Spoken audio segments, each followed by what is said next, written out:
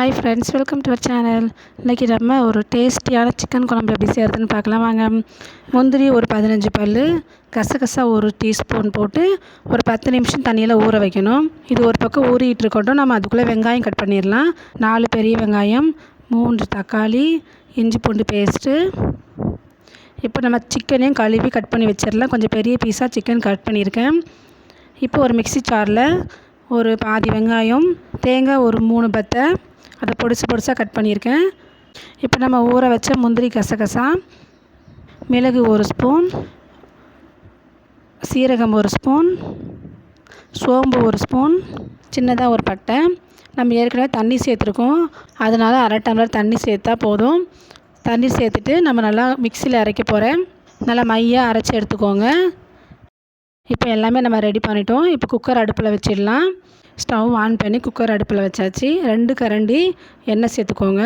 பிரியாணி இலை, பட்டை, லவங்கம், ஏலக்காய் இதெல்லாம் சேர்த்து கொஞ்சம் பொன்னிறமாக வந்து அதுக்கப்புறமா வெங்காயம் சேர்க்க போகிறேன்.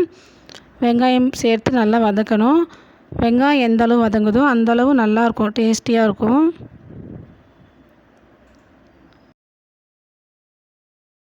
வெங்காயம் ஓரளவு வதங்கி வந்துடுச்சு. இப்போ நம்ம தக்காளி சேர்க்க போகிறோம். தக்காளி சேர்த்ததுக்கப்புறமா தக்காளி, வெங்காயம் ரெண்டுமே நல்லா வதங்கணும். இப்போ வெங்காயம், தக்காளி நல்லா வதங்கி வந்துடுச்சு.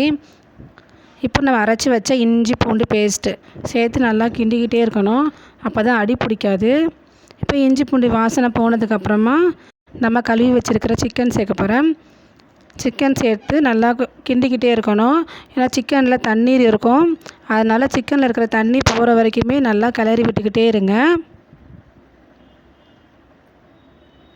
இப்போ சிக்கனில் இருக்கிற தண்ணி எல்லாமே குறைஞ்சிடுச்சு. இந்த ஸ்டேஜில் வந்து நம்ம மிளகாத்தூள் சேர்க்கலாம். நான் ஃபஸ்ட்டு தனியாத்தூள் 1 டீஸ்பூன், கரம் மசாலா 1 டீஸ்பூன், வீட்டில் அரைச்சி வச்சிட்ருக்கிற மிளகாய் தூள் 1/2 கரண்டி. இப்போ நல்லா கலந்து விடணும். சிக்கனில் அந்த மிளகாத்தூள் போகிற அளவுக்கு நல்லா மிக்ஸ் பண்ணணும்.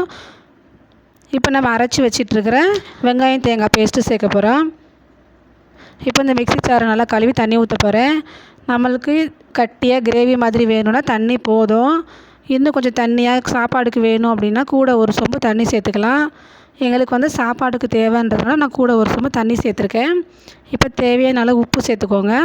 இப்போ நல்லா கலந்து விட்டுட்டு குக்கரை வச்சு மூட போகிறேன். 3 விசில் வந்தால் போதும். குக்கர் விசில் வரும்போதெல்லாம் வாசனையாக இருக்கும்.